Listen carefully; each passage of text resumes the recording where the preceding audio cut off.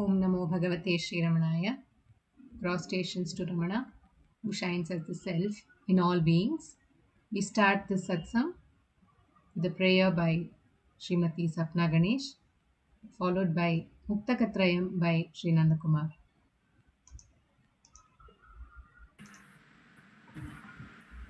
दक्षिणामूर्तिसारम्भां शङ्कराचार्यमध्यमां रमणाचार्यपर्यन्तां वन्दे गुरुपरम्परां वन्दे गुरुपरम्परां वन्दे गुरुपरम्परां शुक्लाम्बरधरं विष्णुं शशिवर्णं चतुर्भुजं प्रसन्नवदनं ध्यायेत् सर्वविघ्नोपशान्तये आङ्गिकं भुवनं यस्य वाचिकं सर्ववाङ्मयम् आहार्यं चन्द्रतारादि तं नमः सात्विकं शिवम् ॐ नमो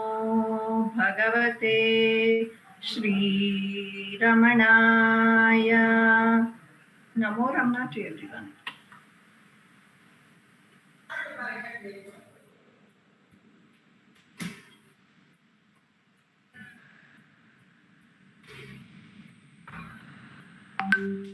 Ekam aksharam Nirantaram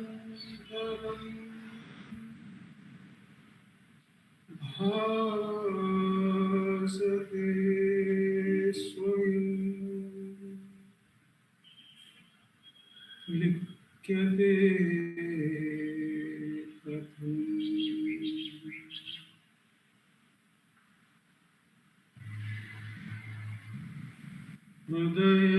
हृदयकुहरमध्ये केवलं ब्रह्ममात्रम् यहमहमिति साक्षात् आत्मरूपेण भाति हृदिविषमनसा स्वं चिन्वता मज्जता पवनचलनरोधा आत्मनिष्ठो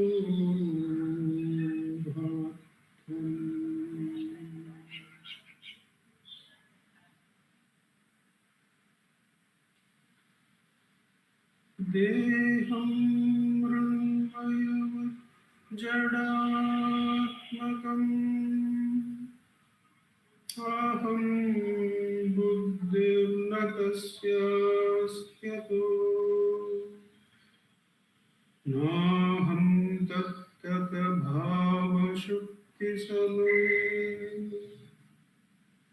सिद्धात्मसद्भावतः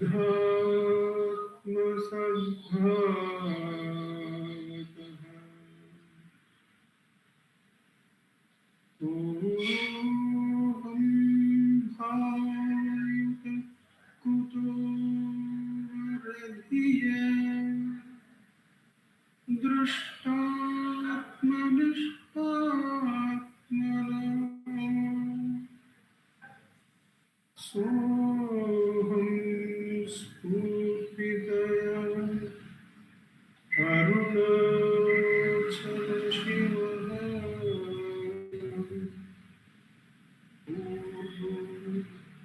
विभाति स्वयं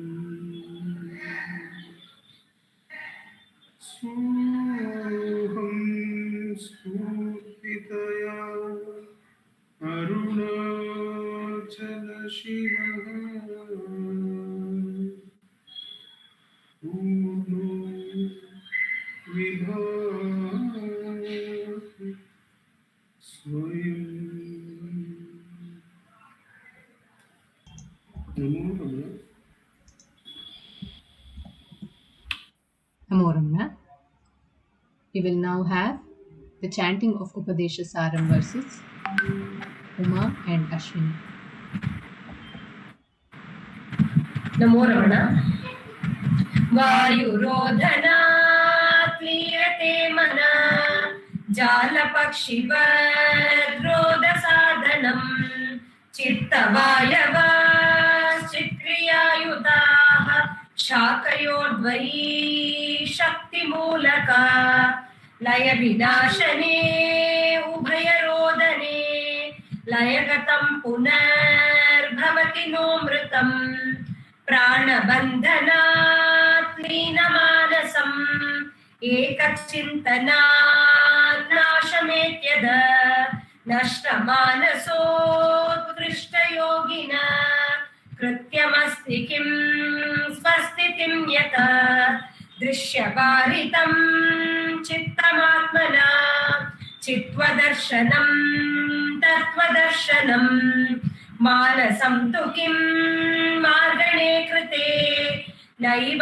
मानसं मार्गार्जवात् वृत्तयस्त्वहं वृत्तिमाश्रिताः वृत्तयो मनो विद्यहं मन अहमयं कुतो भवति चिन्वत ऐपतत्यहं निजविचारणम् अहमिनाशभाज्यहमहं तया स्फुरतिर्स्वयं परमपूर्णस नमो रमण Namo Ramana.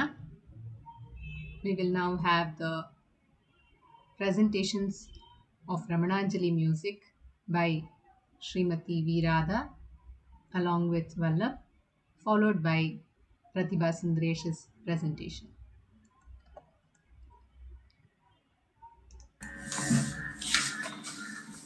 Namo Ramana all. Today we will be presenting a song by Lakshmana Sharma and the music is by Srimati Sulochana Rajan.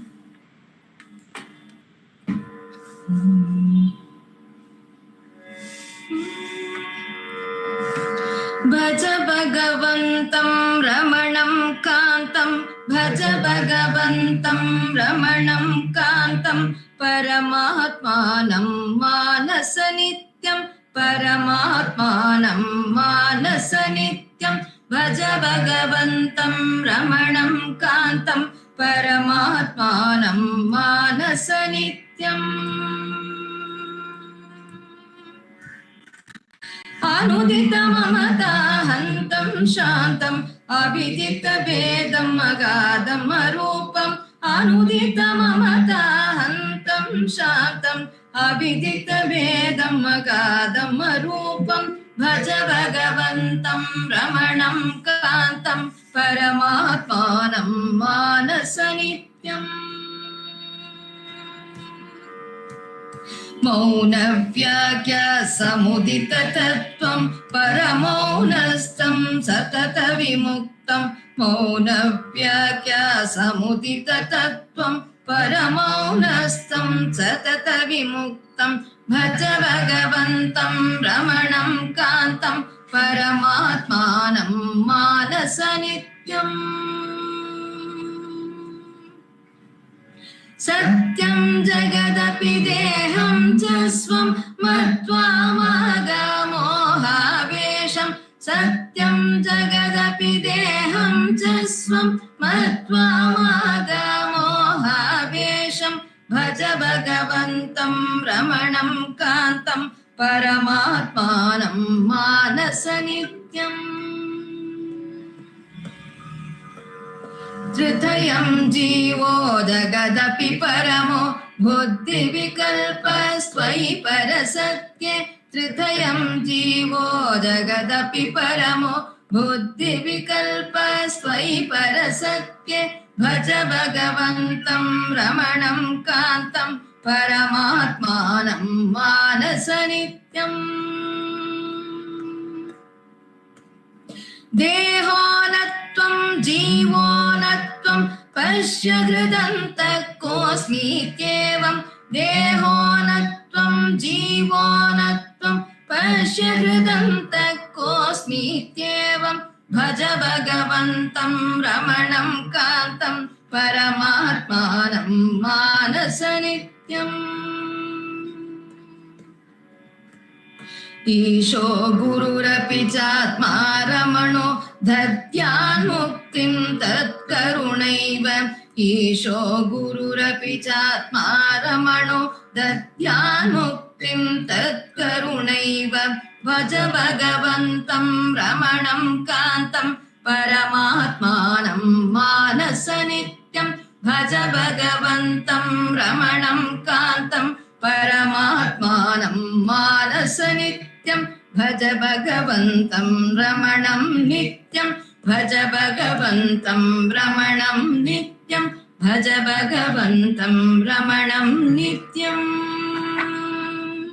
NaMo Raman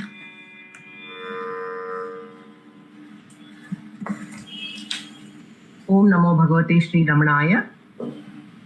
This is Sri Sadhu Om composition and the music is set by Sri Vijay Bhaskar.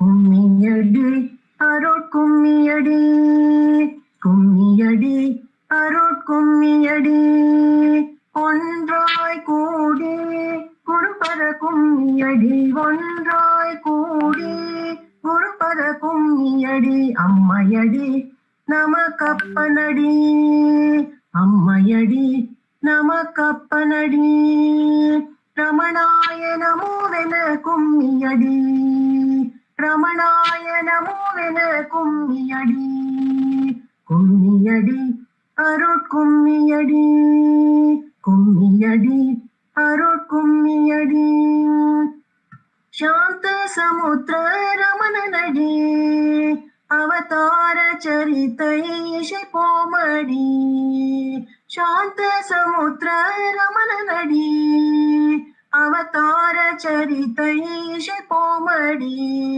ಕಾಂತ ಅರುಳ್ವலை கண்ணனடி கலிகால துதித்த கடவுளடி கும்மியடி அருட்கும்மியடி ஒன்றாய் கூடி குருபத கும்மியடி கும்மியடி அருட்கும்மியடி கும்மியடி அருட்கும்மியடி வேதியர் சுந்தரர் மைந்தனடி பெயர் வேங்கடராமன் என்றோதிதடி வேதியர் சுந்தரர் மைந்தனடி பெயர் வேங்கடராமன் என்றோதிதடி ஆதி திருச்சுழியில் பதியில் அழகம்மை வயிற்றில் உதித்தானடி கும்மியடி அருட்கும்மியடி ஒன்றாய் கூடி குருபத கும்மியடி கும்மியடி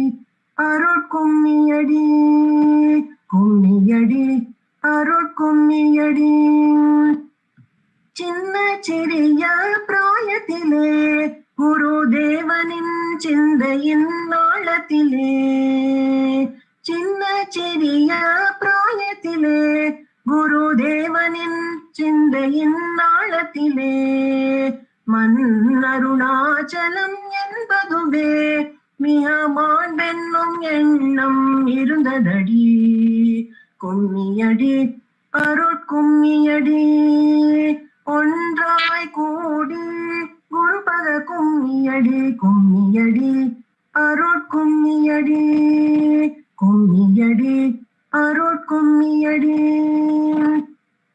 என்றும் இதய திருப்பாரடி நானார் என்றால் அவரே ஸ்புரிப்பாரடி என்றும் இதய திருப்பாரடி நானார் என்றால் அவரே ஸ்புரிப்பாரடி அன்றும் இன்றும் என்றும் ஆண்டவனே நமதான்ம சுகமாய் ரமிப்பாரடி கும்மியடி அருட்கும்மியடி ஒன்றாய் கூடி குருபத கும்மியடி கும்மியடி அருட்கும்மியடி ஒன்றாய் கூடி குருபத கும்மியடி அம்மையடி நமக்கப்பனடி அம்மையடி நமக்கப்பனடி ரமணாய நமோவென கும்மியடி ரமணாய நமோவென கும்மியடி ரமணாய நமோவென கும்மியடி ரமணாய நமோவென கும்மியடி. Namo Ramana. Namo Ramana. We will have two more songs now. The first one presented by Savitri Krishnan, Jai Shri Ram Krishnan and Srimati Jayashree, which will be followed by a presentation by Revathi Shankar. Shri सर्वधारी संवत्सरं शे मिथुन मासमञ्जा शुक्रवासरमासिक पक्षत् द्वादशि विशाखं पशुवाया लक्ष्मी विमुक्तनाळा पशुवाया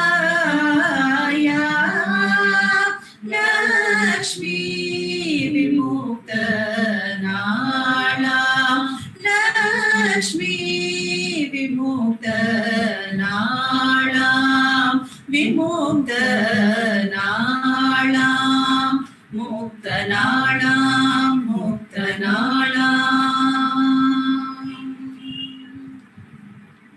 जय गिरि एन्नीरे जय गुरु एन्नीरे ज्ञानदाता रमणगे जय एन्नीरे जय गिरि एन्नीरे जय गुरु एन्नीरे ज्ञानदाता रमणगे जय एन्नीरे जनन मरणमय ರೋಗಗಳೆಲ್ಲವ ಹರಿಸುವ ಗುರುವಿಗೆ ಜಯ ಜಯ ಎನ್ನಿರಿ ಜನನ ಮರಣಮಯ ರೋಗಗಳೆಲ್ಲವ ಹರಿಸುವ ಗುರುವಿಗೆ ಜಯ ಜಯ ಎನ್ನಿರಿ ಜಯಗಿರಿ ಎನ್ನಿರಿ ಜಯ ಗುರು ಎನ್ನಿರಿ ಜ್ಞಾನದಾತ ರಮಣಗೆ ಜಯ ಎನ್ನಿರಿ ವಿಮಲ ಜ್ಞಾನವೇ ಮೈಯಾದವನಿಗೆ ಹೃದಯವದೋಚಿದ ಸುಧಾ ಸ್ವರೂಪಿಗೆ ವಿಮಲ ಜ್ಞಾನವೇ ಮೈಯಾದವನಿಗೆ ಹೃದಯವದೋಚಿದ ಸುಧಾ ಸ್ವರೂಪಿಗೆ ಹಿಂದೆ ಕಂಡಿರದ ಸುಂದರ ಪ್ರಭುವಿಗೆ ಪ್ರಕಾಶ ರೂಪದ ಅಮೂಲ್ಯ ಪ್ರೀತಿಗೆ ಪ್ರಕಾಶ ರೂಪದ ಅಮೂಲ್ಯ ಪ್ರೀತಿಗೆ ಜಯಗಿರಿ ಎನ್ನಿರಿ ಜಯ ಗುರು ಎನ್ನಿರಿ ಜ್ಞಾನದಾತ ರಮಣಗೆ ಜಯ ಎನ್ನಿರಿ ಜಯ ತಂದೆಗೆ ಜಯ ತಾಯಿಗೆ ಎನ್ನಿರಿ ಜ್ಞಾನರೂಪಿ ಪ್ರಭುವಿಗೆ ಜಯ ಎನ್ನಿರಿ ಜಯ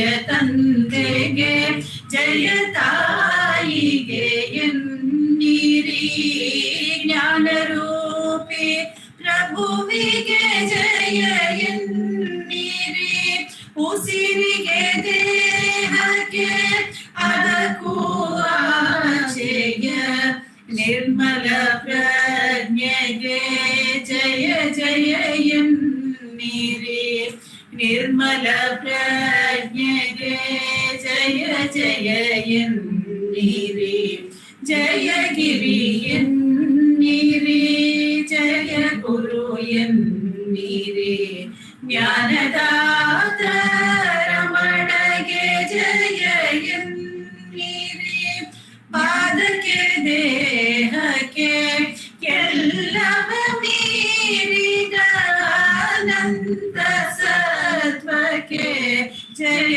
ಜಯ ಎನ್ನಿರಿ ಪಾದಕ್ಕೆ ದೇಹಕ್ಕೆ ಎಲ್ಲವ ಮೀರಿದ ಅನಂತ ಸತ್ವಕ್ಕೆ ಜಯ ಜಯ ಎನ್ನಿರಿ ಭುವಿಗೂ ದಿವಕ್ಕೂ ಎರಡನು ಮೀರಿದ ಶ್ರೀ ಗುರುದೇವಗೆ ಜಯ ಜಯ ಎನ್ನಿರಿ ಶ್ರೀ ಗುರುದೇವಗೆ ಜಯ ಜಯ ಎನ್ನಿರಿ ಜಯಗಿರಿ ಎನ್ನಿರಿ ಜಯ ಗುರು ಎನ್ನಿರಿ ಜ್ಞಾನದಾತ ರಮಣಗೆ ಜಯ ಎನ್ನಿರಿ ಜ್ಞಾನದಾತ ರಮಣಗೆ ಜಯ ಎನ್ನಿರಿ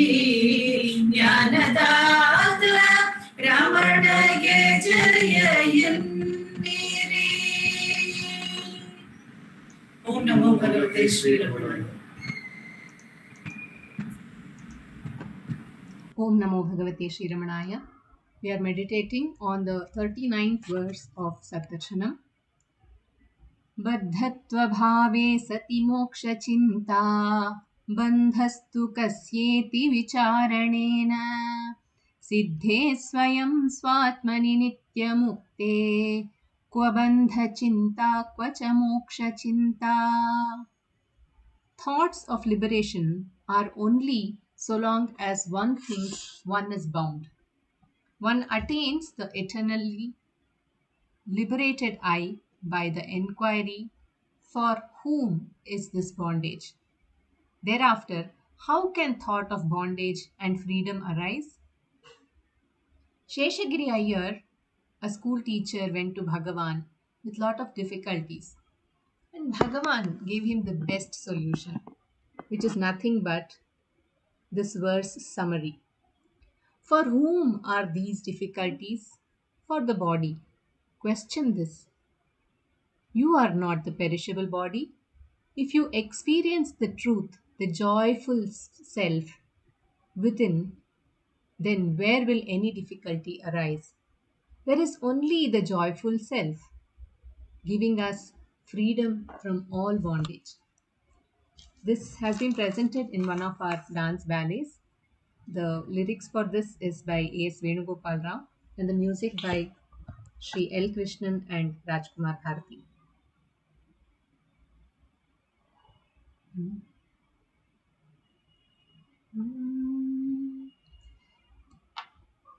ಎನಿತು ದಿನ ಕಾಯಲು ಶ್ರೀರಮಣ ಗುರುವೇ ನಿನ್ನ ಬಳಿ ನಾ ಬಂದು ನೆಲೆಸುವಂತಾಗಲು ಸಂಸಾರ ಭಾರಗಳ ಇಳುಹಿ ಬಾಯಂಬೆಯ ಆರ ಹೆಗಲು ತಾನು ಹೊರಲೊಲ್ಲನಯ್ಯ ಲೋಕವನೇ ಒಳಗೊಂಡ ಕೃಪೆ ಕಡಲು ನೀನು ರಮಣ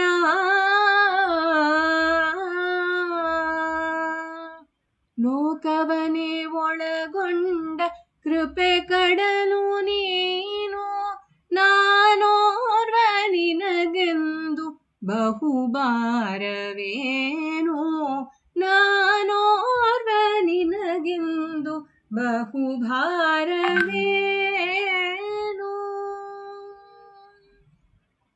ಭಗವಾನ್ಸ್ ಆನ್ಸರ್. ಯಾರಿಗೆ ಈ ತೊಂದರೆಗಳು ಕಷ್ಟಗಳು ಬಂದಾಗೆಲ್ಲ ನಿಮ್ಮೊಳಗೆ ಈ ಪ್ರಶ್ನೆಯನ್ನು ಕೇಳಿಕೊಳ್ಳಿ. ಶರೀರಕ್ಕೆ ಈ ಕಷ್ಟಗಳಲ್ಲವೇ? ನಾಶವಾಗೋ ಶರೀರ ನೀವಲ್ಲ, ಆನಂದಮಯವಾದ ಆತ್ಮವೇ ನೀವು ಎಂದು ಸ್ಥಿರವಾಗಿ ಗಮನಿಸಿದಾಗ ಯಾವ ಕಷ್ಟವೂ ನೋವು ನಿಮ್ಮನ್ನು ತಟ್ಟುವುದಿಲ್ಲ.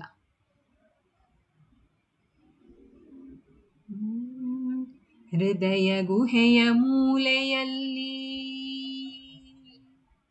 ಹೃದಯ ಗುಹೆಯ ಮೂಲೆಯಲ್ಲಿ ಎಂತೋ ಹೇಗೋ ಅಂತೂ ಅಲ್ಲಿ ಜೇಡ ಒಂದು ಹುಟ್ಟಿತು. ಕಣ್ಣ ಕಣ್ಣ ಬಿಟ್ಟಿತು, ನಾನು ನಾನು ಎಂದಿತು. ಹೃದಯ ಗುಹೆಯ ಮೂಲೆಯಲ್ಲಿ ಎಂತೋ ಹೇಗೋ ಅಂತೂ ಅಲ್ಲೇ ಜೇಡ ಒಂದು ಹುಟ್ಟಿತು. ಕಣ್ಣ ಕಣ್ಣ ಬಿಟ್ಟಿತು, ನಾನು ನಾನು ಎಂದಿತು. ಬೆಳಕು ಹರಿದು ನಿಶಯ ಕಳೆದು ರಮಣ ಕಿರಣ ತೂರಿ ಬಂದು, ಬೆಳಕು ಹರಿದು ನಿಶಯ ಕಳೆದು ರಮಣ ಕಿರಣ ತೂರಿ ಬಂದು, ಬಲೆಯ ಚಿತ್ರ ಮಾಡಿತು, ಜೇಡ ಭ್ರಾಂತವಾಯಿತು. ಬೆಳಕು ಹರಿದು ನಿಶಯ ಕಳೆದು ರಮಣ ಕಿರಣ ತೂರಿ ಬಂದು, ಬಲೆಯ ಚಿತ್ರ ಮಾಡಿತು, ಜೇಡ ಭ್ರಾಂತವಾಯಿತು. ಮಹಾಮೌನದಲ್ಲಿ ಮುಳುಗಿ ಮಹಾಮೌನದಲ್ಲಿ ಮುಳುಗಿ ತಾನೆ ತನ್ನ ತಾನೆ ಮರೆಯಿತು. ಕಡಲೊಳಗೆ ಮುಳುಗಿದ ನದಿಗೆ ಪೆಸರುಂಟೆ, ಕಡಲದುವೆ ತಾನು ಮತ್ತೇನು ಉಂಟೆ. ಅದ ಹಿಡಿದು ಹೆಸರಿಸುವರಾರು ಹೆಸರಿಸುವರಾರು.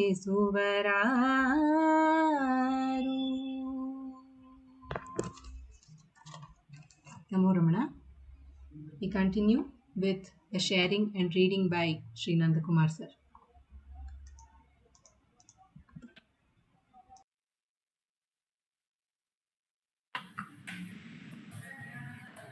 Namo Ramana. In this, the book reading segment of our Satsangh, we are coming towards the end of the book Fresh Discoveries, Western Seekers on Sri Ramana Maharshi, a compilation by our founder president, Sri A.R. Natarajanji. We are in the last two articles. The penultimate one, the one we are reading today, is by Dr. David Frawley, Vamadeva Shastri, The Many Sides of Ramana. The Many Sides of Ramana by Dr. Frawley, Vamadeva Shastri. This devotee of Bhagavan has been given the Padma Bhushan by the Government of India in 2015, and there is a lot of articles in the net. If those who are interested, you can.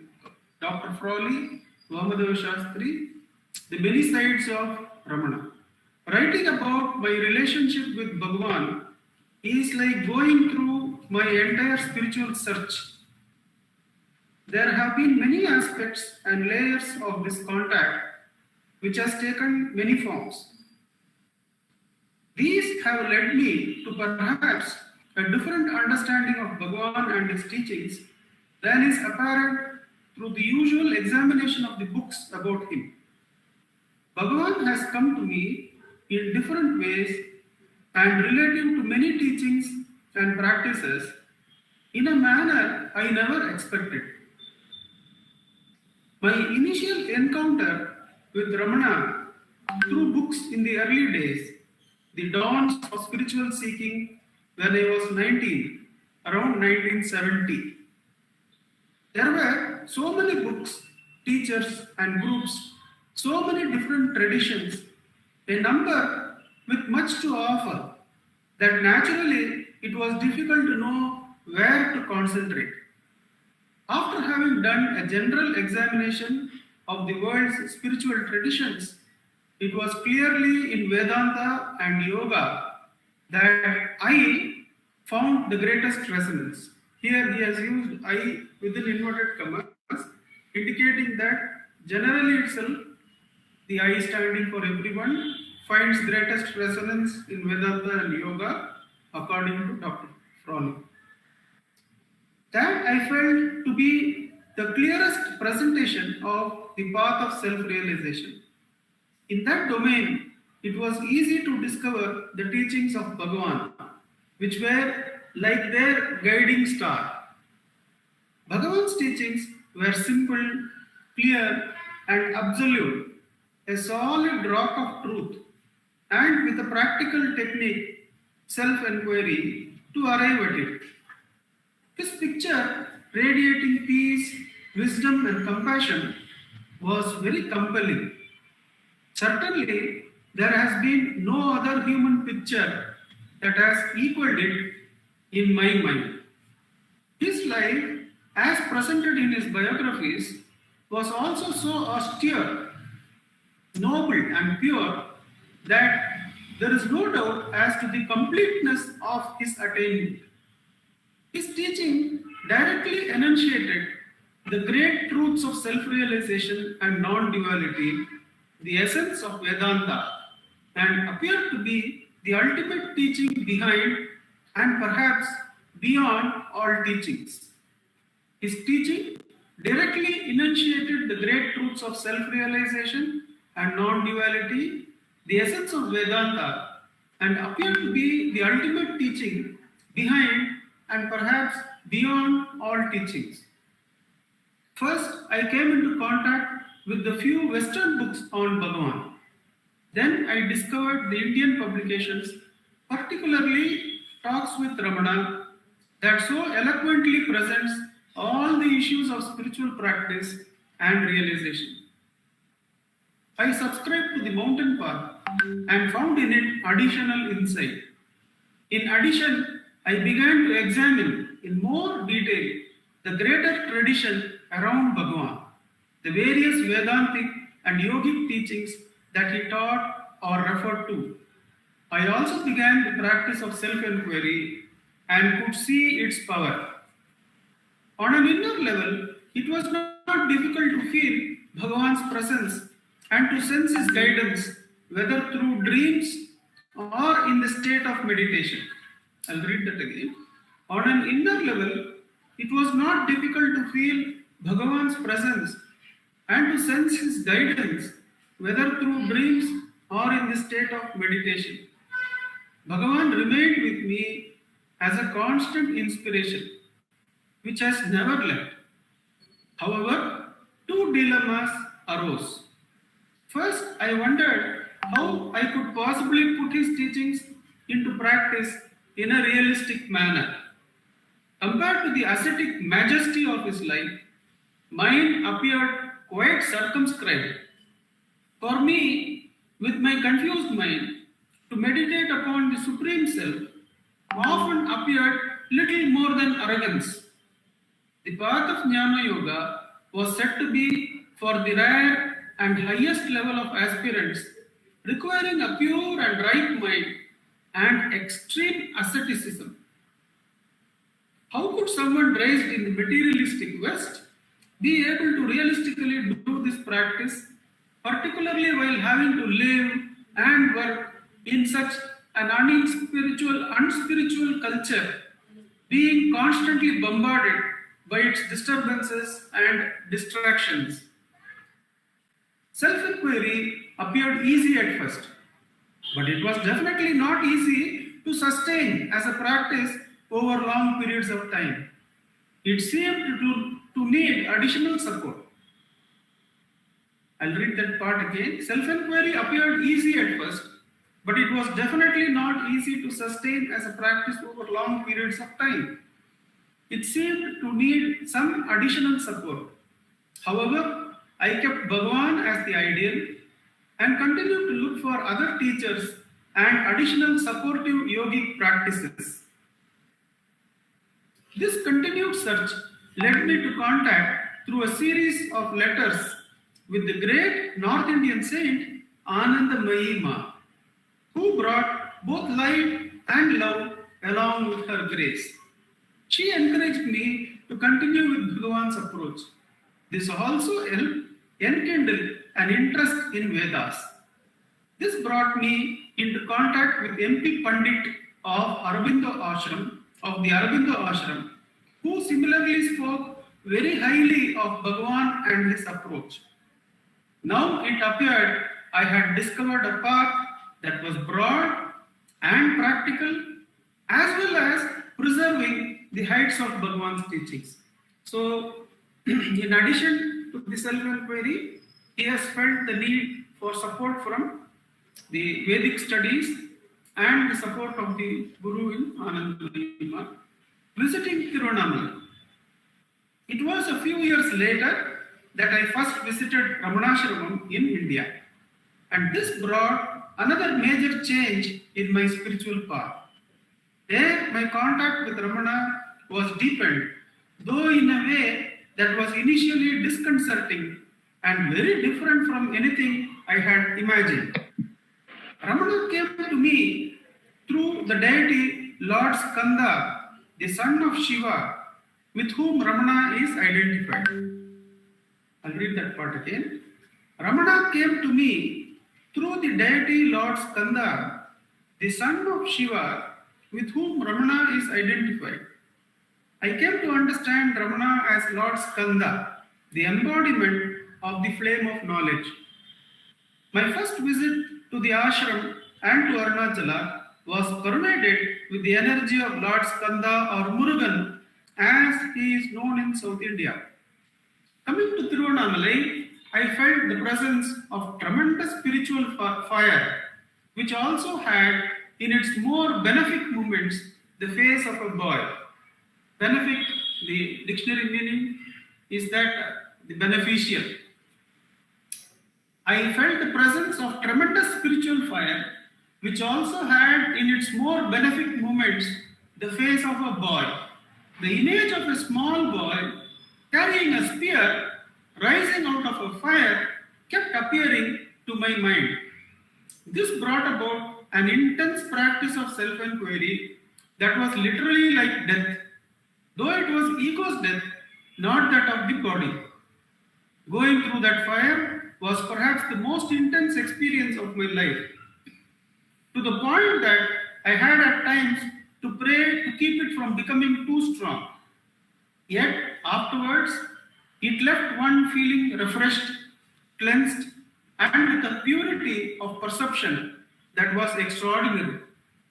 Up to that point, I had only a limited understanding of the role of deities in spiritual practice. I had almost no knowledge of Lord Skanda, though he is a very popular deity in South India, and one sees his picture everywhere. I did not understand his connection with Ramana, though I had some idea about it, recalling having read about it before. So I was somewhat shocked to come into contact with such an entity, not as some mere fantasy, but as a very concrete and vivid inner experience penetrating to the core of my being. That the process of self-inquiry could be aligned to deity, in which my personality was swallowed as it were, was not something I had heard of or even noted in the teachings. In time, I learned about Skanda and Ramana. Skanda is the incarnation of the power of pure wisdom. He is the self born of self-inquiry, the inner child born of the experience of the death of the ego. This child of the innocent mind is the warrior that destroys all the demons, all of our negative conditionings, with his spear of self-inquiry. Coming to Tiruvannamalai was an experience of that inner fire, the tejas, that was Ramana and Skanda. I felt Lord Skanda most keenly at the great temple of Arunachaleshwara in the nearby town of Tiruvannamalai. Initially, the experience of the temple was more important for me than the ashram. The temple of Arunachaleshwara still holds much of the vibration of Ramana, who was its child. It has its own divine presence as well. The temple, he means. It has its own divine presence as well that has nourished many sages and yogis. The Devi there functions as the mother of Ramana and Skanda and as the mother of all. I can feel her as my own spiritual mother. The great Shivalinga similarly, is like Ramana's father. The deities in the temple became alive as the parents of Lord Skanda, who was not only Ramana, but my own inner spiritual seeking. It was in the mother temple I felt the strongest energy and unfoldment.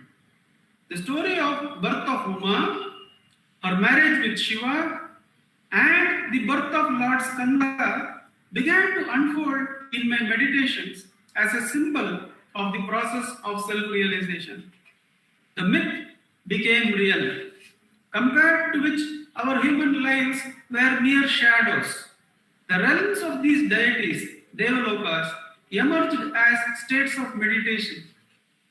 The connection between Ramana and Skanda led me more deeply into the works of Ganapati Muni, one of Ramana's earliest and greatest disciples, who more than anyone lauded Ramana as Skanda. Ganapati Muni produced many beautiful Sanskrit verses connecting Ramana and Skanda. This served as a door into Ganapati's work and his vision of Ramana. It further served to connect my Vedic work with Bhagavan. Ganapati connected both Skanda and Ramana with Agni, the sacred fire of the Vedas, the embodiment of Vedic wisdom. Om Namo Bhagavate Shri Ramana.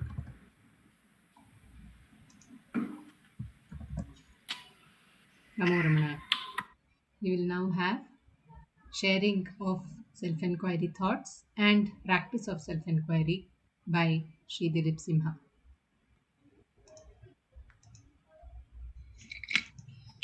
Namo Ramana. Dhyayet Sharada Chandra Sundaramukam Tamraravindhekshanam Bhaktabhishtavarabhayapradakaram Kaupinamatrojvalam Swatmanandarasanubhuti Sarvanavadyangakam Shrimantam Shri Ramanishwaram Guruvaram Yogasanadhyasitam Dhyayet Shri Ramanishwaram Dhyayet Shri Ramanishwaram Dhyayet Shri Ramanishwaram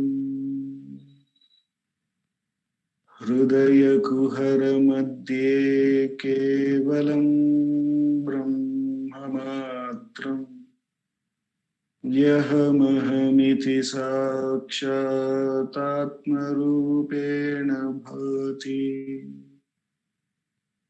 Hridi Vishamanasasvam Chinvata Majjatavam Pavanachalanarodha Atmanishto Bhavatum. We'll commence today's evening Atma Vichara session by listening to Bhagavan's Upadesham. Today I will be reading from the book Self-Inquiry 1900 to 1950, and the question is 22nd question. The devotee asks Bhagavan, how shall I reach the self? To which Bhagavan answers, there is no reaching the self. If the self were to be reached, it would mean that the self is not now and here, but that it should be got anew. What is got afresh will also be lost, so it will be impermanent. What is not permanent is not worth striving for. So I say, the self is not reached. You are the self.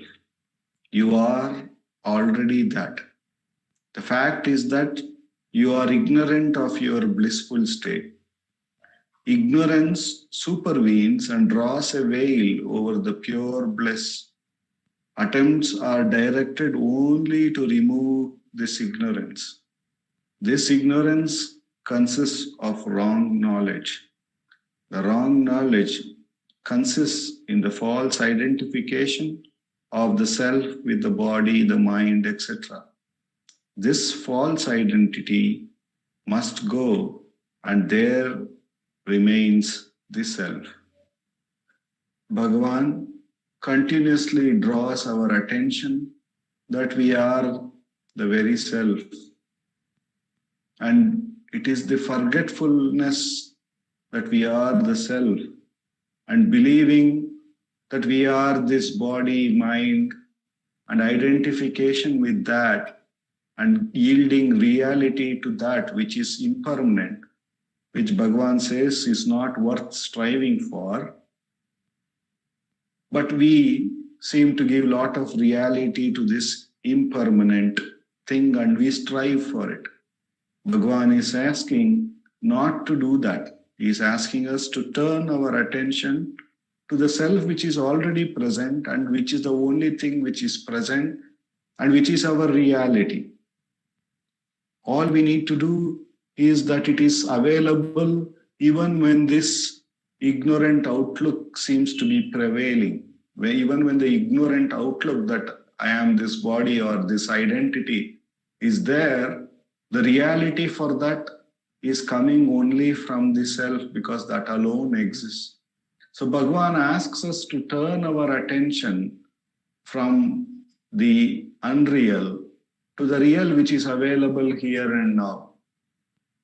And for that, Bhagavan has given us this Atma Vichara, wherein he asks, whenever a thought, a superficial entity which makes us limited, which makes us feel that it is real, rises and grabs our attention, Bhagavan says, inquire to whom is this. There we will know it is for me. That means the identity, this individual nature. When I mean I may be identifying with the body or the mind. Bhagavan asks us to really inquire, who am I? What is this I that I refer to? When we really investigate, inquire, who am I? We see that we are nothing but the self, the reality that we are. And when we ask this question, who am I, and dive deep within to seek the reality of that I, we find ourselves to be none other than the self. And by turning our attention away from the unreal thought to the real I that we are here and now, Bhagavan makes us get established in our reality with this Atma Vichara. And by repeatedly practicing this Atma Vichara, Bhagavan assures that the mind will get a clear picture what is unreal and what is real, and therefore it also gains that one-pointedness and that strength to remain at the source, to remain as the self that it is verily. So therefore Bhagavan asks, no matter how many thoughts rises within us, no matter what is the nature of those thoughts, whether they are good, bad, or ugly, we have to know that it is all ignorance. And therefore we should inquire, to whom is this? And then we see the foremost of the ignorance, the I, the individuality. When we ask, to whom is these thoughts? We see that it is for me, I. And Bhagavan therefore asks us to further inquire, who am I? What do I really refer to as I? Or where from this I thought rises within me? When we inquire and dive deep, His graces, His grace will take us to the self that we are, which is the only reality which really exists. When we disregard all the unreal, we become one with that reality which alone is. And by repeated practice, Bhagavan assures that one will gain enough strength to abide in that truth which alone is. With the immense grace of Bhagavan, with which alone we would have embarked on this path, let us do Atma Vichara for the next 10 minutes.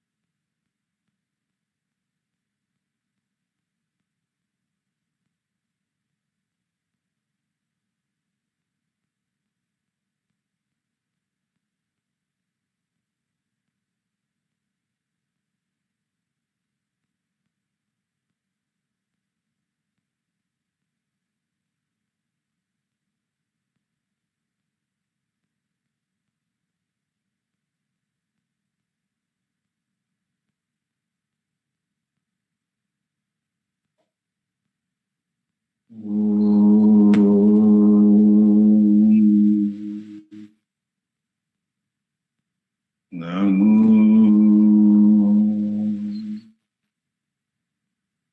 Bhagavate Shri Ramanaya. Namo Ramana. Namo Ramana. We will now have a sharing of Hasta Malaka Stotram by Sri Venkatesh Deshpande sir.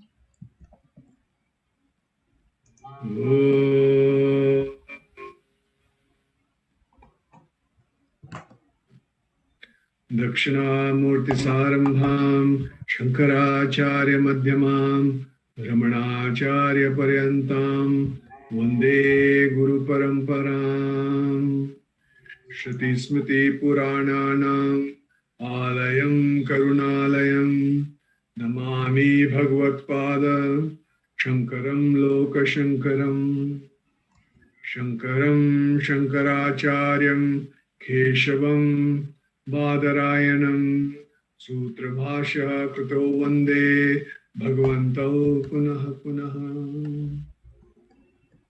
Oh. We're doing manana on the Hasta Malaka. The last satsang, while doing the manana on this, that we said that Hasta Malaka is, one question that came up was Hasta Malaka praising himself only, because he was telling about himself. So was he praising himself?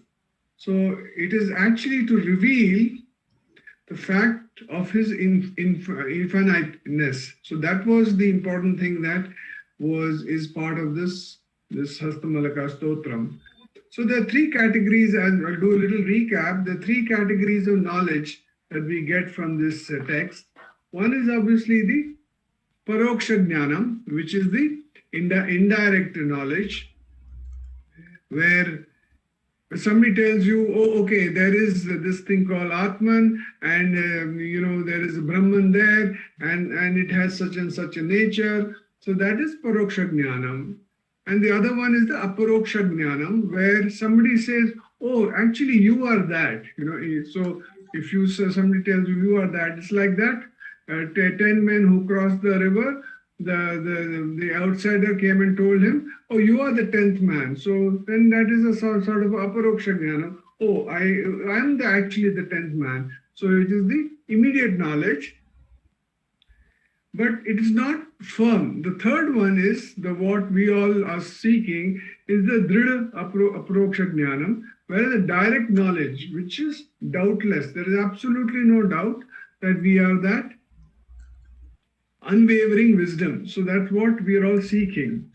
So the beauty about this Hasta Malaka is that Shankaracharya himself has written a bhashya on the Shishya's work. So that's an important thing. And there was no ego writing on Hasta Malaka's work. So as sadhakas, this is something that we need to all need to learn from. So this boy of 7 years old actually prostrates to Acharya Shankaracharya, and then he doesn't leave his feet. And at that point of time, Shankaracharya asks some questions to Hasta Malaka. So we will have Sapna chant the first stotra. Sapna, can you kindly try that? Atha Astamalakas-stotram Acharya uvacha Kastvam shishokasya kutosi ganta Kim namate tvam kuta gatosi Etanmayoktam vadavcharbhatatvam Matpritaye priti vivardhanosi Kastvam shishokasya kutosi ganta Kim namate tvam kuta gatosi Etanmayoktam vadacarbhakatvam matpritaye priti vivardhanosi. Thank you, sir. Thank you, Sapna. The Acharya addresses him as a child only because he appears as a child. He is not ignorant like any ordinary child, but already established in his wisdom. A Mahatma alone can recognize another like himself. As a jeweler would easily recognize a jewel lying in the dust, the Acharya recognized him, whereas his parents, who had given him the birth, did not know his reality. The shell, which is the mother of the pearl, does not know its value and has no use for it as an ornament. But those who know the value of the pearl adorn themselves with it. So the parents did not know their son's real nature. They misunderstood him, taking him to be insane or dumb. To remove this misunderstanding from the minds of the parents and others, the Acharya asked. So what are the questions that the Acharya asked? Let's look at them. Kastvam Shisho. O child, who are you? So these are the questions, that deep questions that we also as devotees need to ask ourselves. That's why this Hastamalaka is extremely important. Kastvam Shisho means, O child, who are you? Kasya. Kasya means, whom do you belong to? What's the next question? Kutosi Ganta means, where are you going or heading? Was the next question, the third question. Kim Namate means, what is your name? And last one was Tvam Kuto Agatosi, from where have you come? So why did he ask these questions? Shankaracharya asked this question was to bring forth the wisdom hidden in the child. So the first question he asked, who are you? Not so typically what happens, we all of us meet our friends and so, or we meet somebody new and say, who are you? And if you go and ask a stranger on the road, who are you? And where are you coming from? He'll say, who are you? Why are you asking me this question? But so what does most people will think? They're asking about the gross and physical details. But Acharya is not asking about that. Acharya is asking the boy to proclaim his absolute identity. This is a very important thing that we need to understand in the Hastamalaka Stotra. That's how we will be able to understand the real meaning of this Stotra. So, going within, if you really see that what we do Manana regularly about, is there are two eyes. One is the relative eye, which is the transactional eye, which is basically the body, senses, mind, intellect, and the three bodies. And you have the absolute eye. So what do you do with the relative eye? With the relative eye, we do the moving about here and there. We do go about doing various things. We go about acquiring various things. But when Acharya is asking this question, is he referring to relative eye or absolute eye? This answer is what Hastamalaka will give in the next verse. The second question that came up, whom do you belong to? So relations and associations. Typically, whom do you belong to? Somebody will say, oh, I belong to, my father's name is so-and-so, I belong to Bangalore, I live in so-and-so. That's what we believe. This is all again with regard to the transactional identity, the mother, father, husband, wife. These are all with regard to the transactional. But what Shankaracharya wanted to know is the relationship with the absolute. So this is another point which comes up. And all the questions, if we ask, even the third one is, where are you going and what's your destination? What is your goal? Where are you heading to? If you ask these questions, again, instead of the transactional one, it is what Shankaracharya is asking is, what is your absolute reality and where are you going from an absolute perspective? So, as a important thing here we need to ask, it is clear that the Acharya asked the questions out of love, symbolic of bliss of the self. So now this boy who was quiet when he was holding Shankaracharya's feet, what Shankaracharya said was that it is clear that the Acharya, he wanted to invite answers and delight me with your answers. You indeed make my love for you ever increase. So when he told that to the little boy, then the little boy spoke out in the next verse. The boy also answers out of infinite love, revealing his self-accomplished vision of reality. As the diamond flashes beams of light in all directions by the touch of the rising sun, as the ocean rises with high tide, seeing the full moon, as the cuckoo bird spontaneously bursts into melody with the arrival of spring and makes her silence eloquent, so too, listening to the loving words of the Acharya, the boy breaks the silence of ages, maunam. So, listening to the Acharya, this boy breaks the silence, and then the words of wisdom gush out from the boy, revealing the experience of bliss as clearly as the amalaka, the gooseberry fruit, kept on the palm. Hence, he is called Hastamalaka. So, this is in the next satsang, we will understand what Hastamalaka told Shankaracharya. But the beauty about this whole thing is that we need to understand is these questions that we ask are questions that we need to ask ourselves.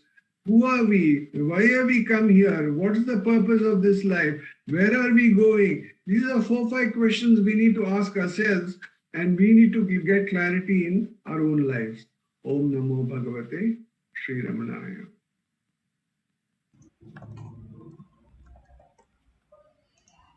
Namo Ramana.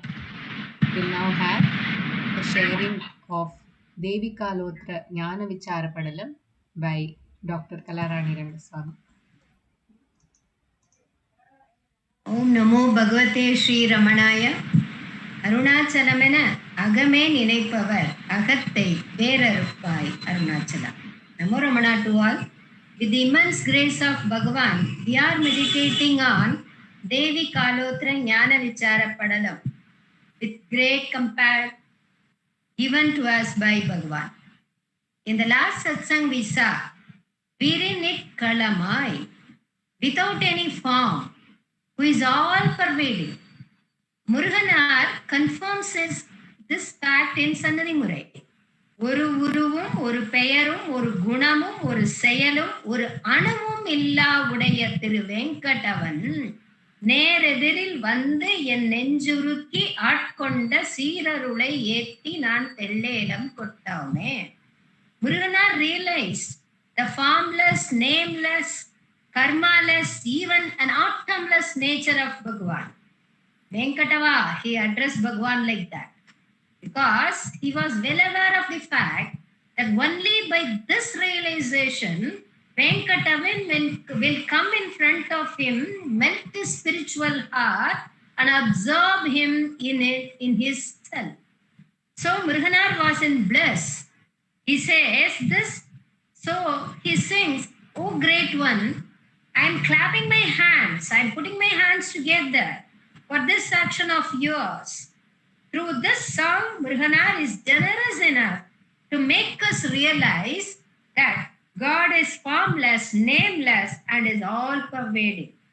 In Devi Kalotra Jnana Vichara Padalam, Bhagavan says, only by the person whose mind does not go behind the Vishaya Jnanam, Vidayamil Jnana Paran, when he does not see any difference in the worldly object, such a person will be free of all desires, because desire is the root cause of all sorrows and keeps one changing as one is aging also. A small kid might desire a particular type of teddy. If she does not get it, she feels so bad. she feels sorrow. After she grows, her desire might be that she should study well and get a top rank. At the age of 20, she waits for a good-looking groom. Likewise, life goes on with satisfying the desire one after the other. When things happen according to one's desire, he feels happy and thinks he has succeeded. A sage beautifully says, people are successful not necessarily because they work hard. They just do it in the way it works. That's all. At time our wishes and Ishwara Chittam coincides, and it is shown that we are in success. When one realizes the truth that only Ishwara Chittam wins, he will be in a position to accept the whole play of Ishwara. In fact, he will enjoy because he sees only Ishwara in each and every action. A great Saivate saint was given a punishment for no fault of his and was thrown inside a boiling limestone well. As his mind was merged with Ishvara within, he sings beautifully. Though he was in that boiling limestone well, he says, Masil Veenayam, Malai Madiyam. Masil Veenayam. I feel that somebody is playing Veena without any flaw.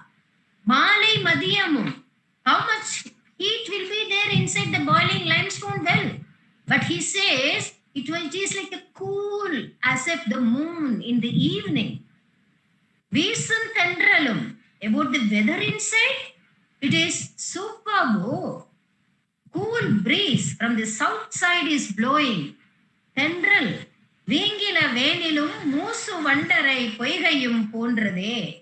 Bees have come there to get honey because this is like a pond with lotus flowers. How could he feel such a beautiful scenario inside that boiling limestone well? Because he considers that place as the shade of Shiva's feet. Isan Yandan Inayadi Nilale. He says, it is the shade of Shiva's feet. I am inside that.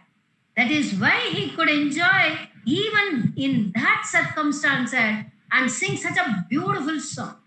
That is why Bhagavan says, when one attains the Nirvishaya Jnanam, he has nothing to ask because in that state there would be no difference because himself and God, there is no difference at all. There is no separate desire, no separate thought. He leaves everything to Bhagavan. Complete surrender will be there. He will surrender completely. At that state, he will not ask for even mukti. But Bhagavan says in this song, even though he will not ask for mukti, he will be granted with mukti. Vidayamil jnana paran vidam adaya ava vilaneyum. The person who attains that nirvishaya jnanam, though he does not have any inclination to attain moksha, though he does not aspire for moksha, why he will not aspire for moksha in that state? I want moksha is also a thought. You know very well.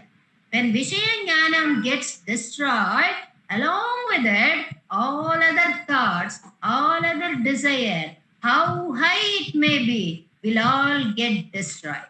Then that will not at all rise again. But though he does not aspire for moksha now, moksha will not leave him.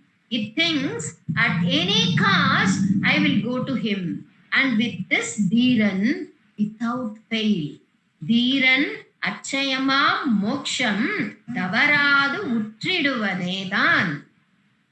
Without fail, it will go and cling on to this Shreshtan. I will tell you a small story. Once a great sage was in this stage, looking everything as God and was abiding in his own self. So he does not get affected by anything in the world. He will not be happy, he will not be sorrow. So God was so surprised to see such a person. So he himself came to him and said, I want to give some boon to you. I'm really surprised to see you. Ask anything that you want. He said, I don't want anything. Okay, you don't need anything, at least for the sake of others. Saying, for example, if someone have your darshan, their problem might solve. Such a boon, can I grant you? He first said no. After great persuasion, who persuaded? God persuaded him. And he accepted the boon with a condition. Okay, I accept this boon, but with one condition. What is it? I must not know that the person has come out of his problem because of me. God said, okay, I'll take care of that. When you pass as a street like that, someone, if they are with a problem, that will get solved. After you pass that street, you will not be knowing about it. Okay, that will all happen behind you. He said, is it right? Okay, do whatever you want. He said, likewise, at that state of nirvishaya jnana, mukti comes by itself and willingly be with that person. I remember Suri Nagamma in her letters from Ramanashramam so beautifully writes, she says, when prasadam used to come from Meenakshi Amman Kovil, some devotee will bring Ganga Jalam, Yamuna Jal, and sacred rivers Jal will also come through some devotees. From Kasi Vishwanath, Rameshwaram, Chidambaram, devotees will come and give prasadam to Bhagwan. At that time, I used to think Meenakshi Amman, Kasi Vishwanath, Ganges, Yamuna Devi, they all want to have darshan of Bhagwan. That's why they have come here. So they are coming to Ramanashramam and having darshan of Bhagwan. Such is the state of Nirvishaya Jnanam. Om Namo Bhagavate Sri Ramanaya.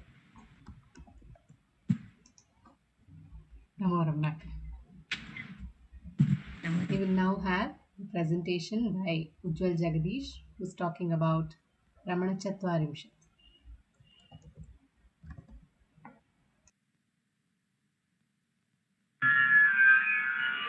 Om Namo Bhagavate Sri Ramanaya. Ramanena sanatamidam bhuvanam Ramanaya doka gurave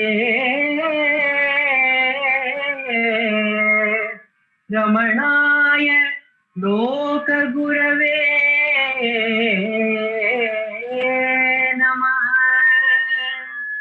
Ramanaya Loka Gurave Namaha Ramanaya Loka Gurave Namaha Jana Yatrana Kekinam Kulapati Snanayana Swarnadi Panaya Shitibran Mahendra Duhiturnastanya Dugdamritam Ganaya Pramateshwara Savayaso Naivatra Veena Vrite Vasam Shonagirau Karoshi Bhagavan Naunchadibeta Utaha Ramanaya Loka Gurave Namaha Ramanaya Loka Gurave Namaha ಪಯಣಿಸಲು ಇಲ್ಲಿ ಮಯೂರ ರಾಜನಿಲ್ಲ ಮೀಯಲು ಗಂಗೆ ಇಲ್ಲ ಪಯಣಿಸಲು ಇಲ್ಲಿ ಮಯೂರ ರಾಜನಿಲ್ಲ ಮೀಯಲು ಗಂಗೆ ಇಲ್ಲ Ganapati Muni in these verses of Ramanacentre is extolling Ramana as the Loka Guru, who is none other than Subramanya. We have heard in this Satsangh that David Frawley too had this vision of Ramana as Subramanya, and he then became the follower of Ganapati Muni. And Ganapati Muni also is seeing Bhagavan as Subramanya and questioning, "Oh, Subramanya, how did you come and you are residing here at Arunachala? Here, you don't have that peacock, the head of the peacock, the Kulapati of the peacock to take you here and there if you have to move around. There is no the Ganges in which you can take your bath and enjoy the water, cool water of Ganges. And neither here is available that Dugdamritam, the Amrita, the nectar of the milk from the breast of the daughter of the king of mountain, the Parvata Rajakumari, the Girije. Her breast milk, which is like nectar, is not available to you here, and neither there is availability of your friends, the Pramata Ganas of your age who used to play Veena in Kailasa. None of these comfort of Kailasa is not there here. But what made you come here and stay at Arunachala is the question that Ganapati Muni is asking. And in the first line, he says, there is no the king of the Mayuras. The Kekinam Kulapati is not here who can take you here and there. But we know that Ramana, once he came to Tiruvannamalai at the age of 16 on September 1st, 1896, he never moved away from Arunachala. As if to say, I don't require any vehicle anymore. To say that he has left his vehicle in Kailasa itself and has just come barefoot to be here at Arunachala. This reminds me of a beautiful story from the letters from Ramanashrama of Suri Nagamma. Suri Nagamma says her brother's daughters, Swarna and Vidya, they just came to Ramanashramam for their summer holidays. And they were around at Ramanashramam, they were playing around. And one day they had planned to go around the hill. So, but Suri Nagama knew that these are small children of 10 years and 12 years. They can't finish the Girivalam, which is very at the hot summer time. It is difficult for them to finish the Girivalam. So what did she do? She hired a vehicle, a gadi, a bullock cart, on which they were planning to go. And they went around the hill, they went to the different places around the hill, the Adiyanna Malay and the Durgamba temple on the way. And they came back quickly. By 11:30 they were back. And in the afternoon time when they used to meet Ramana for this question answer session and the sharing at the presence of Ramana, Ramana asked, when did you finish the Girivalam and when were you back? And they told, Suri Nagama told, we came back by 11:30. Then Ramana wondered, oh, how are you able to finish the Girivalam so quickly? And Suri Nagama revealed that they had to go in a bullock cart. And Ramana questioned, then who gets the punya?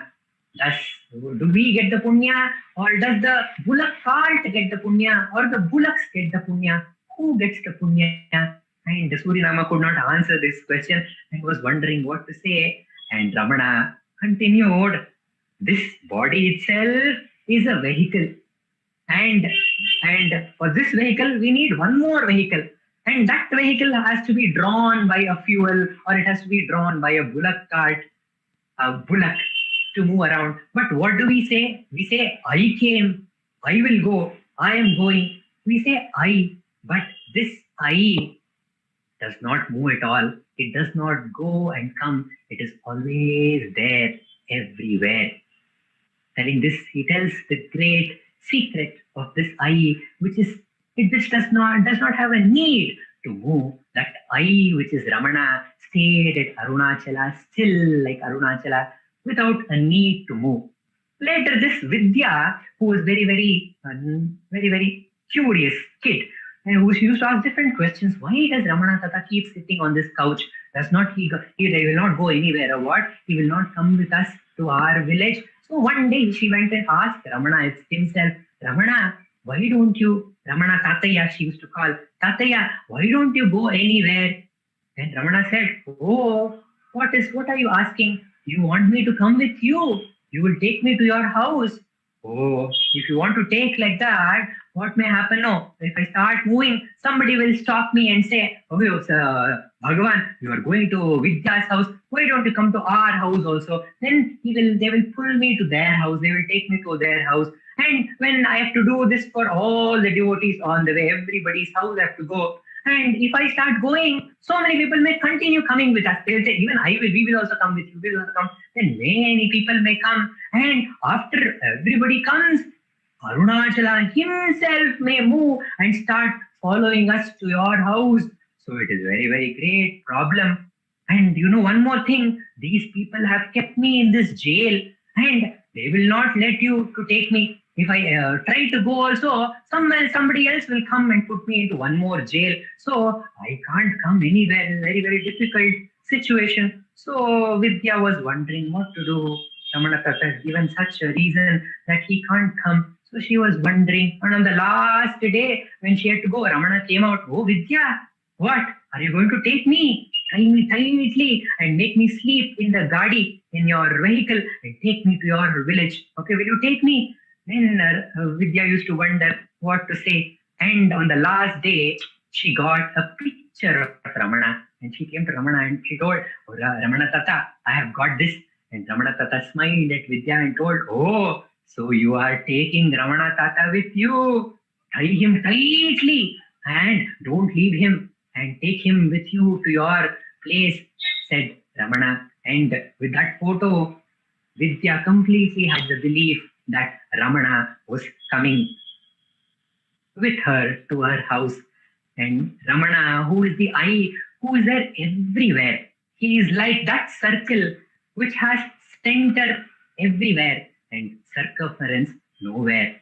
To show this beauty of the Atma, the Nanu, the I, which is there all the time, everywhere, and it does not have to move anywhere at all. It is always available as the heart, shining as I, to reveal this truth to us. Ramana stayed at Arunachala, still like Arunachala, without the need of that king of Mayura who used to take Skanda to various places. Om Namo Bhagavate Sri Ramanaya. Namo Ramana. We will now have the sharing of the glory of Bhagavan's name, Ramana Ashtottara, by Dr. Sharda. Namo Ramana.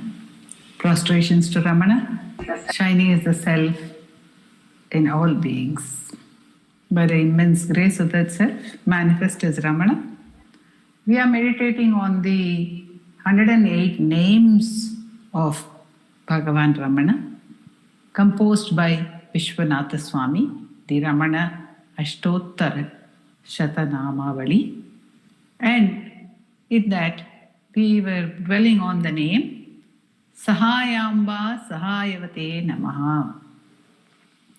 Ramana, who was helped by Sahaya, who took the aid of Sahayamba, who as a mischievous boy, to tell the story, was scolded by his father and disappeared from home, to be found hiding behind the idol of Sahayamba.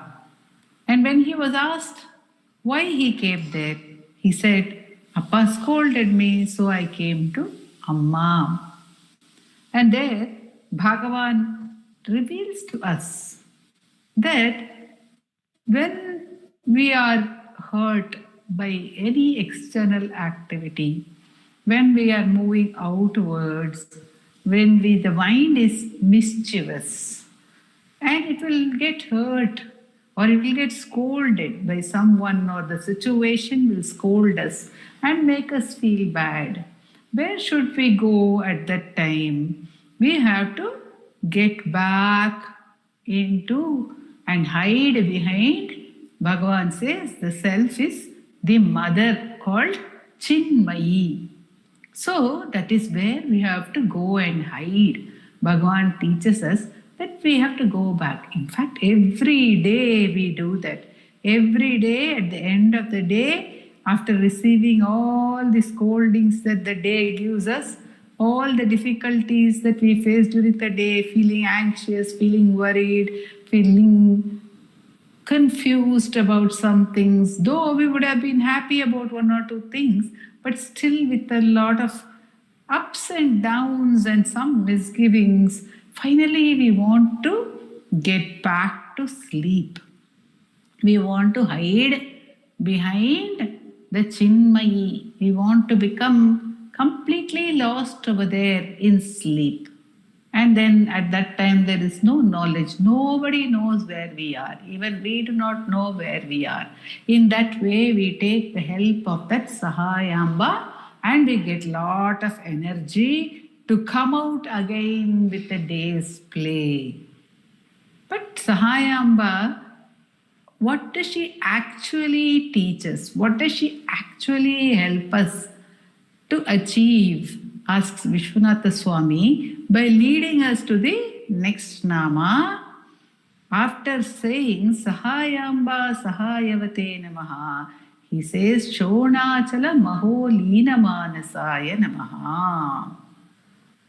Really speaking, Sahayamba helps us to turn the mind within to Shonachala, the Achala, the self, which is non-moving. As Ujjwal just said, it is everywhere. Where can it go? Where can it come?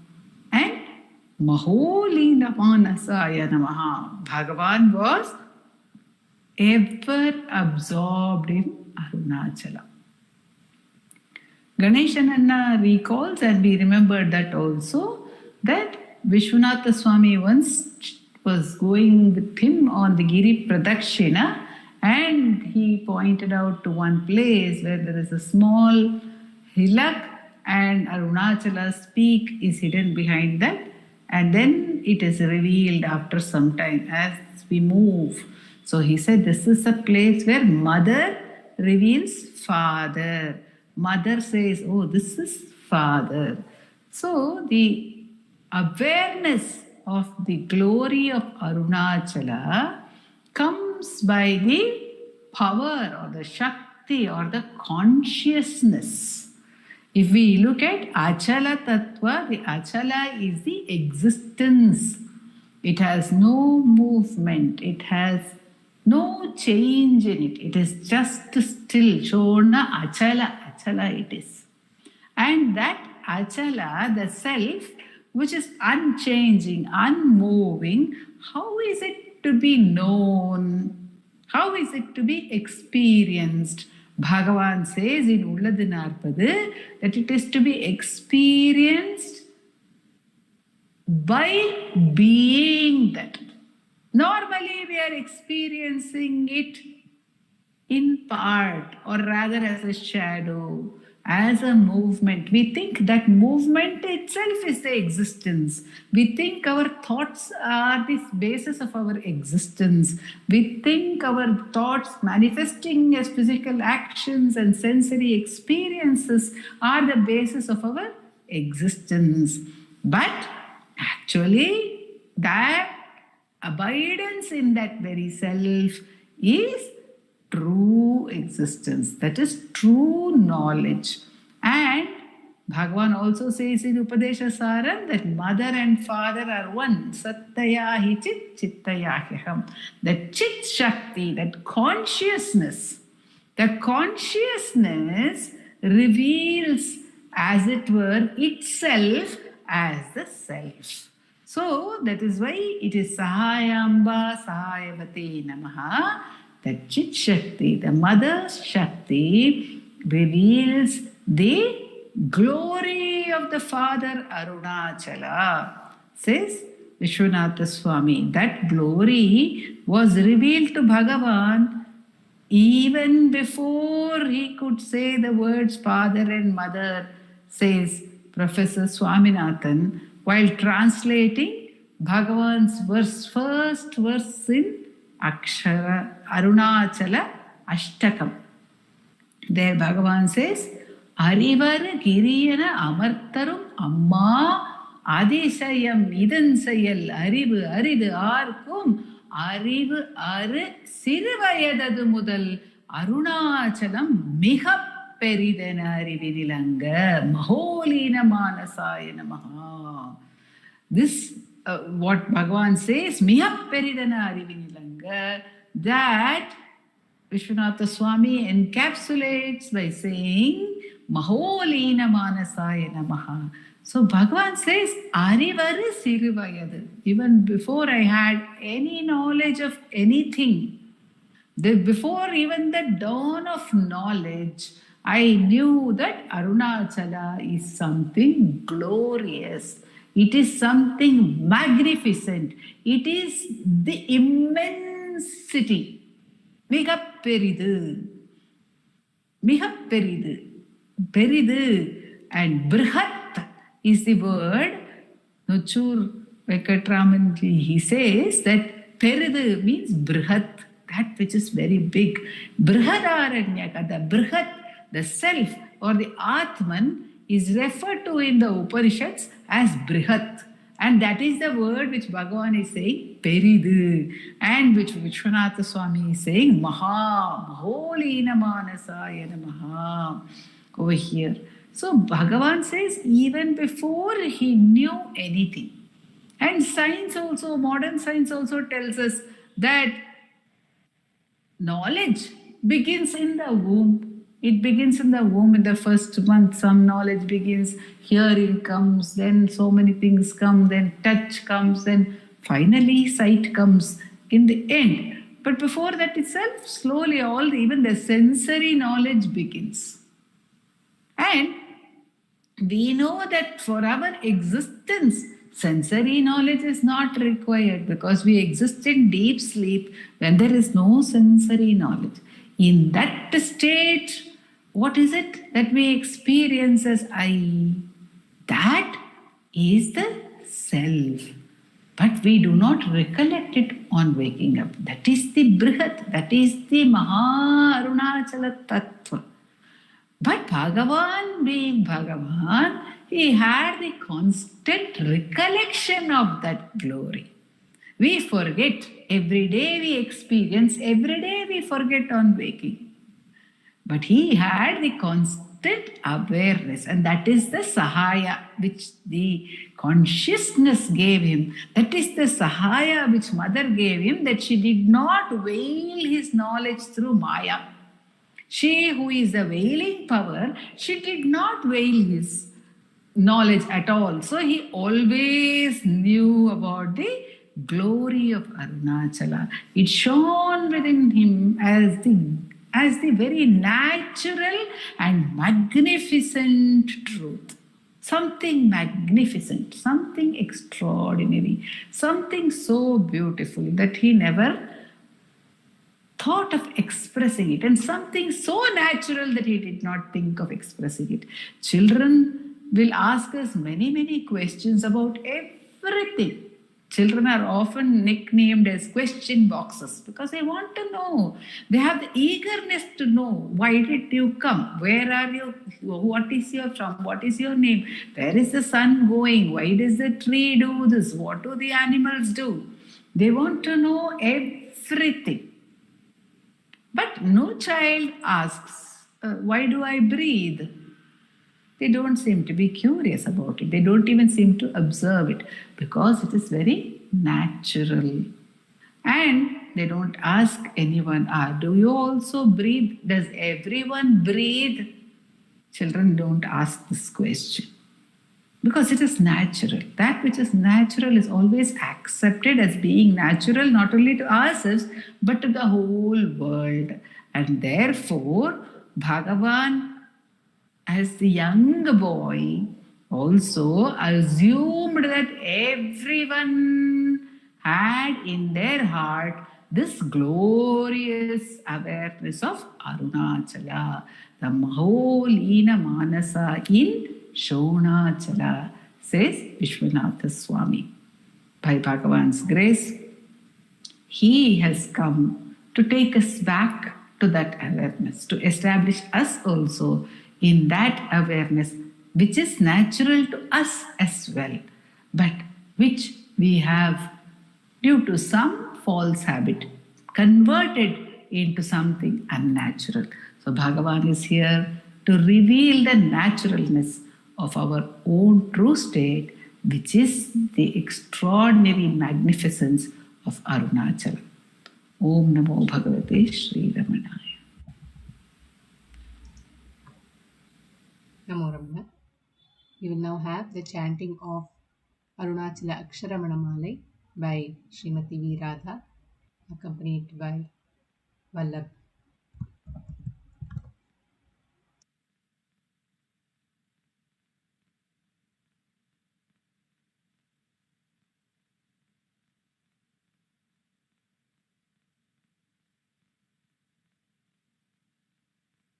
Shiva Arunachala Shiva Arunachala Shiva Arunachala Shiva Arunachala Arunachala Shiva Arunachala Shiva Arunachala Shiva Arunachala Arunachalamena ahame ninai pavarahatai verarupai Arunachala அழகு சுந்தரம் போலகமும் நீயும் முற்று அபிநமாயிருப்போம் அருணாச்சலா இப்படி தப்புனையே நினைப்பித்தாயினி யார் விடுவார் அருணாச்சலா ஈன்றிடும் மன்னையிற் பெரிதருள் புரிவோ இதுவோ உனதருள் அருணாச்சலா அகம்பூகும் தீர்த்துன் அககுகை சிறையாய்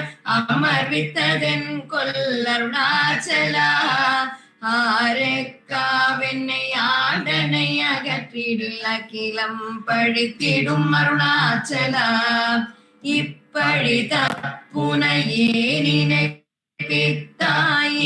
யார் விடுவார் அருணாச்சலா ஈன்றிடும் மன்னையிற் பெரிதருள் புரிவோய் இதுவோ உனதருள் அருணாச்சலா உனையே மாற்றி ஓடாதுளத்தின் மேல் உறுதியாயிருப்பாய் அருணாச்சலா ஊர் சொற்றுளம் விடாதுன்னை கண்டடங்கிட உன்னழகை காட்டருணாச்சலா என்னை அழித்திப்போதென்னை களவாவிடில் இதுவோ ஆண்மை அருணாச்சலா ஏன் இந்த ஊரக்கம் என்னை பிறர் இழுக்க இது உனக்கழகோ அருணாச்சலா ஐம்புல கழ்வர் அகத்தினில் புகும்போது அகத்தில் நீ இல்லையோ அருணாச்சலா ஒருவனாம் உன்னை ஒழித்தவர் வருவார் உன் சூதே இது அருணாச்சலா அருணாச்சல சிவ அருணாச்சல சிவ அருணாச்சல சிவ அருணாச்சலா அருணாச்சல சிவ அருணாச்சல சிவ அருணாச்சல சிவ அருணாச்சலா அருணாச்சல சிவ அருணாச்சல சிவ அருணாச்சல சிவ அருணாச்சலா அருணாச்சல சிவ அருணாச்சல சிவ அருணாச்சல சிவ அருணாச்சலா அருணாச்சல சிவ அருணாச்சல சிவ அருணாச்சல சிவ அருணாச்சலா அருணாச்சல சிவ அருணாச்சலா அருணாச்சல சிவ அருணாச்சலா அருணாச்சலம் வாழி அன்பர்களும் வாழி அக்ஷரமண மாலை வாழி நமோ Ramana. Namo Ramana. We will conclude today's satsang with the Ashtottara Puja. The puja being performed at Dilip Sir's altar. The chanting of Ashtottara will be by Vaibhav and Prathna and Uma and Ashwini.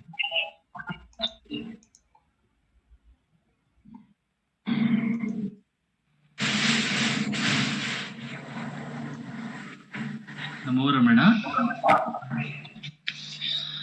Bhardwaj Vishwanath विरचितम् श्रीरमणाष्टोत्तरशतनामावलिः अपार सच्चित् सुखवारिराश्रये यस्योऽपि मात्रं भुवनं समस्तं गुहाहितं तं रमणं गभीरं चिन्ताविहीनं हृदि चिन्तयामि। ॐ महासेन महंसेन जाताय नमः। ॐ श्रीरमणाय नमः।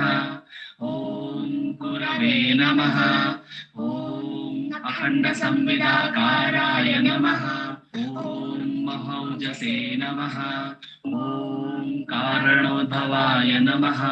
ॐ जगद्वितावताराय नमः। ॐ श्रीभूमिनाथस्थलोत्थिताय नमः। ॐ पराशरकुलोत्तंसाय नमः। ॐ सुन्दरार्यतपःफलाय नमः। ॐ कमनीयसुचारित्राय नमः। ॐ सहायाम्बा सहायवते नमः। ॐ शोणाचलमहोलीनमानसाय नमः। ॐ स्वर्णहस्तकाय नमः। ॐ श्रीमद्द्वादशान्तमहासळे लब्धविद्योदयाय नमः। ॐ महाशक्तिनिपातेन प्रबुद्धाय नमः। ॐ परमार्थविदे नमः। ॐ तीव्राय नमः।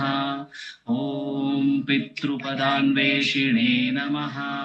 ॐ इन्दुमौळिना पितृमते नमः। ॐ पितुरादेशतः शोणशैलं प्राप्ताय नमः। ॐ तपोमयाय नमः। ॐ उदासीनाय नमः। ॐ महायोगिने नमः। ॐ महोत्साहाय नमः। ॐ कुशाग्रधिये नमः। ॐ शान्तसङ्कल्पसम्रम्भाय नमः। ॐ सुसन्दृशे नमः। ॐ सवित्रे नमः। ॐ स्थिराय नमः। ॐ तपःक्षपितसर्वाङ्गाय नमः। ॐ पुल्लाम्बुजविलोचनाय नमः। ॐ चन्द्रिकासितहासश्रीमण्डिताननमण्डलाय नमः। ॐ चूतवाट्यां समासीनाय नमः।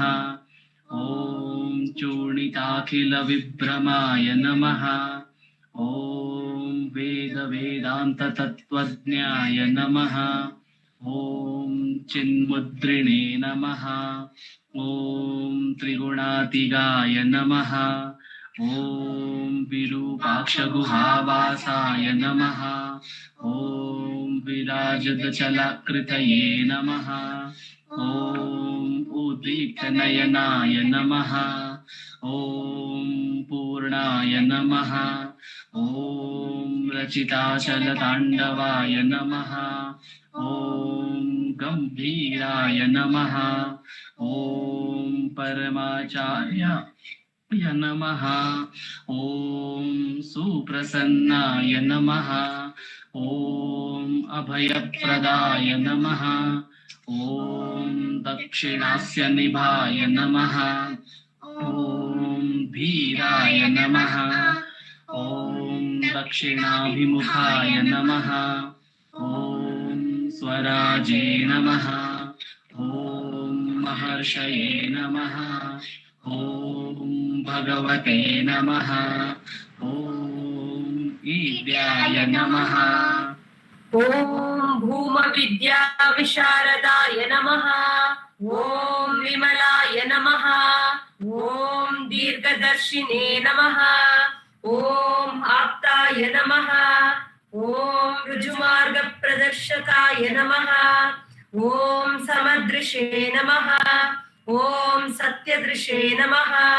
ॐ सत्याय नमः। ॐ प्रशान्ताय नमः। ॐ अमितविक्रमाय नमः। ॐ सुकुमाराय नमः। ॐ सदानन्दाय नमः। ॐ मृदुभाषिणे नमः। ॐ दयार्णवाय नमः। ॐ श्री शोणाचल हृद्भूत स्कन्दाश्रमनिकेतनाय नमः। ॐ सद्दर्शनोपदेष्ट्रे नमः। ॐ सद्भक्तवृन्द परिवृताय नमः। ॐ गणेशमुनिभृङ्गेन सेविताङ्घ्रिसरोरुहाय नमः। ॐ गीतोपदेशसारादिग्रन्थसञ्चिन्न संशयाय नमः। ॐ वर्णाश्रममतातीताय नमः। ॐ रसज्ञाय नमः। ॐ सौम्याय नमः। ॐ आत्मवते नमः। ॐ सर्वावनिमतस्थानामाराध्याय नमः। ॐ सर्वसद्गुणिने नमः। ॐ आत्मारामाय नमः। ॐ महाभागाय नमः। ॐ मातृमुक्तिविधायकाय नमः। ॐ विनताय नमः। ॐ विनुताय नमः। ॐ विप्राय नमः। ॐ मुनीन्द्राय नमः। ॐ पावकोज्ज्वलाय नमः। ॐ दर्शनादगसंहारिणे नमः। ॐ मौनेन स्वात्मबोधकाय नमः। ॐ मृच्छान्तिकरसान्निध्याय नमः। ॐ स्मरणात् बन्धमोचकाय नमः। ॐ अन्तस्तिमिरचण्डांशवे नमः। ॐ संसारार्णवतारकाय नमः। ॐ शोणाद्रीशस्तुतिद्रष्टे नमः। ॐ हार्दविद्याप्रकाशकाय नमः। ॐ अविच्युतनिजप्रज्ञाय नमः। ॐ नैसर्गिकमहातपसे नमः। ॐ कमण्डलुधराय नमः। ॐ शुभ्रकौपीनवसनाय नमः। ॐ गुहाय नमः। ॐ दण्डपाणये नमः। ॐ कृपापूर्णये नमः। ॐ भवरोगविषग्वराय नमः। ॐ स्कन्दाय नमः। ॐ देवतमाय नमः। ॐ अमर्त्याय नमः। ॐ सेनान्ये नमः। ॐ पुरुषोत्तमाय नमः। ॐ श्रीरमण भगवते नमः। श्रीरमणाष्टोत्तरशतनाम पूजां समर्पयामि। यस्थाणोररुणाचलस्य पदयोः स्मृत्या जनिं प्राप्य तद् दिव्यानुग्रहसुप्रवाहविवशस्तादात्म्यभावं गतः हृन्निष्ठस्वगभीरनित्यतपसा लोकान् पुनास्येकराट् तस्मै श्रीरमणाय ते नम इदं लोकोत्तरज्योतिषे।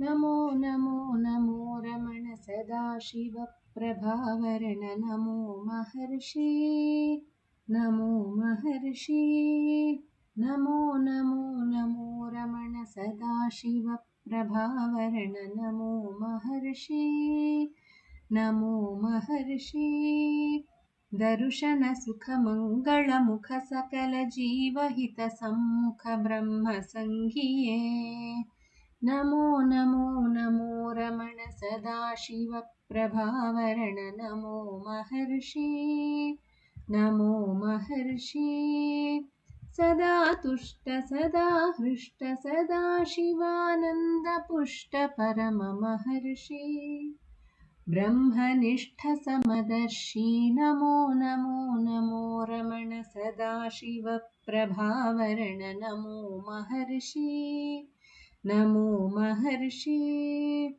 ನಮ್ಮ ಮನವದೊಂದು ಕಾಡು ನೀನರಿತಿಹೆ ಅದರ ಜಾಡು ಹಿತವನರಿತು ನೀಡುತ್ತೆಮ್ಮ ಕೊರೆಯ ತಣಿಸಲೈ ಬೇಡಲೆಂದು ಬಂದ ನಾವು ನೋಡಿಯೇ ತಣಿವೆವಯ್ಯ ಮೋಡಿಗಾರನೇ ಹಿತವನುಡಿದು ಪೊರೆ ನಮ್ಮನು ಬ್ರಹ್ಮ ಸಂಘಿಯೇ ನಮೋ ನಮೋ ನಮೋ ರಮಣ ಸದಾಶಿವ ಪ್ರಭಾವರಣ ನಮೋ ಮಹರ್ಷಿ ನಮೋ ಮಹರ್ಷಿ ನಮೋ ನಮೋ ನಮೋ ರಮಣ ಸದಾಶಿವ ಪ್ರಭಾವರಣ ನಮೋ ಮಹರ್ಷಿ ನಮೋ ಮಹರ್ಷಿ बोलो भगवान श्री रमण महर्षि की जय। जय